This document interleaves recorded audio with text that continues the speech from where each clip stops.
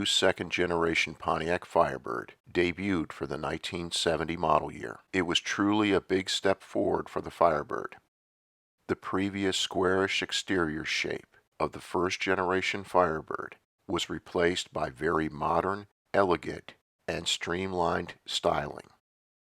The Firebird had moved away from looking like Pontiac's version of the Mustang, and instead copied some of the best exterior styling cues from Ferrari and combined them with America's best styling elements. The end result was a beautiful but muscular-looking sports coupe that looked like it had European 2+2 car DNA. The second-generation Firebird would receive periodic exterior styling updates, but its basic exterior shape wouldn't change and would last 12 model years, which was the longest run for any Firebird generation. It would also be the most popular Firebird generation. Pontiac carried over the very low production Trans Am, which debuted in 1969 as the top Firebird performance model. It would continue this role for 1970 and beyond. The 1970 Trans Am had spoilers, fender flares, and a shaker hood scoop. The Trans Am really looked the part of an ultra-modern super performance car in 1970. Unfortunately, its rather pricey sticker price and high insurance premiums kept most buyers away. Pontiac at the time never saw the Trans Am as a high-volume mass-produced performance car. Only 3,196 were produced for 1970. Production volume slid the next two model years until 1973, when production had an uptick to 4,802 units, which was still extremely low volume. For 1970, Pontiac fielded the Firebird Formula as its performance mainstay for buyers wanting a serious performance car, but in a more sedate exterior package, which equated to a substantially lower sticker price than the Trans Am. This strategy was correct, since 7,708 Firebird Formulas were produced for 1970 out of a total of 48,739 1970 model year Firebirds, which included all 1970 model year Trans Am production. The Firebird Formula easily outsold the Trans Am until Trans Am sales surpassed those of the Firebird Formula, starting in the 1975 model year. The 1970 to 1973 Firebird Formula had two headlights and a large bird beak nose design that was made of Pontiac's state-of-the-art Endura bumper material. This allowed Pontiac to make a much more sculpted front-end design, since the Endura front bumper could be sculpted better than a traditional front metal bumper. It was truly Pontiac styling at its best. Overall, the Formula's styling was ultra sleek and was standard with two massive hood scoops that gave the Formula a really mean and serious look. These hood scoops were just decorative by default, unless optioned at extra cost to be functional, where they provided cooler air directly into the thirsty Rochester 4-barrel carburetor. It should be noted that the Formula's hood scoops, when functional, provided substantially more airflow into the engine than the 1970 to 1972 Trans Am's shaker hood scoop. The strong appeal of the Formula was that it had a wide array of options and available engines. With such a long option list, buyers could easily customize the Formula to their tastes and budgets. The 1970 to 1973 Firebird's interior was extremely modern, with standard front bucket seats and seating for two in the back seats, which were comfortable but had very limited legroom compared to the front seats. The dash design and layout was one of the best designs at the time. Even the fake wood dash panels gave the interior a classy look.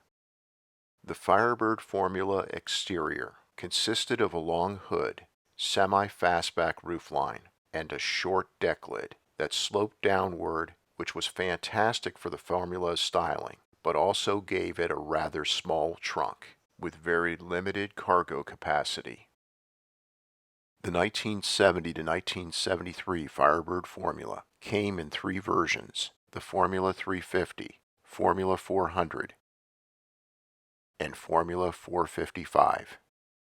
The 1971 to 1973 Formula 350 was equipped with Pontiac's L30 350 cubic inch V8, which was rated at 250 gross horsepower for 1971 and 175 horsepower for 1972 and 1973.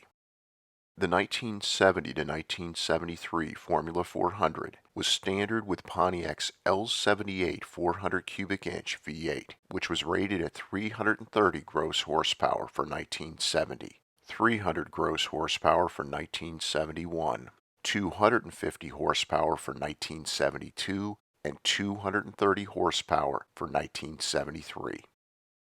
Optional for the 1970 Formula 400 was Pontiac's L74 400 cubic inch Ram Air 3 V8, which was rated at 335 gross horsepower.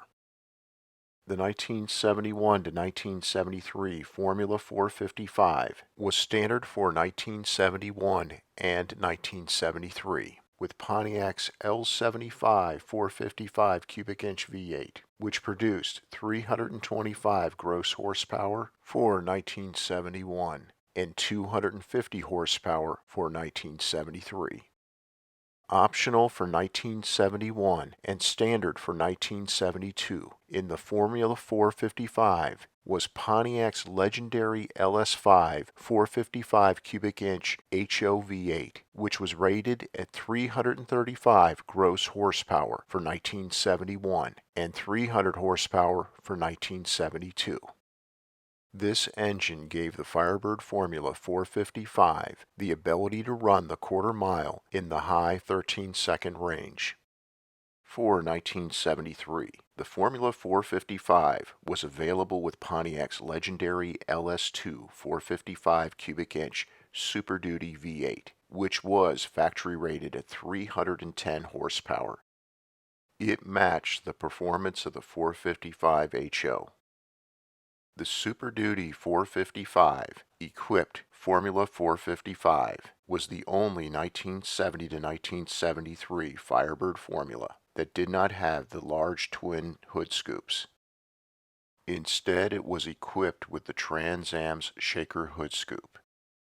Only 43 Super Duty formulas were produced for 1973, making it the most rare Firebird Formula ever produced. Depending on model year and engine, the Formula was available with the following transmissions: 3-speed manual, 4-speed manual, and 3-speed automatic. The 1970 to 1973 Formula's standard and optional suspensions gave the Formula some of the best handling of that era. With the optional suspension, the Formula had Trans Am handling, steering, and braking.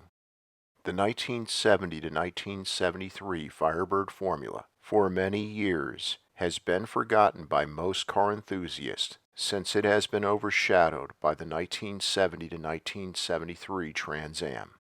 However, the 1970 to 1973 Firebird Formula had the great looks, awesome performance, handling, steering, braking, and the character to have easily filled the shoes as Pontiac's top performance car if the Trans Am had never existed.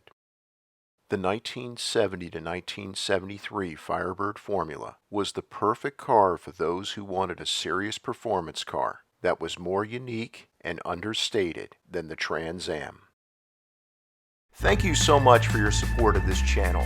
Please subscribe since your support is the reason this channel is a success. And please make sure to click on the bell icon so that you never miss a new video release.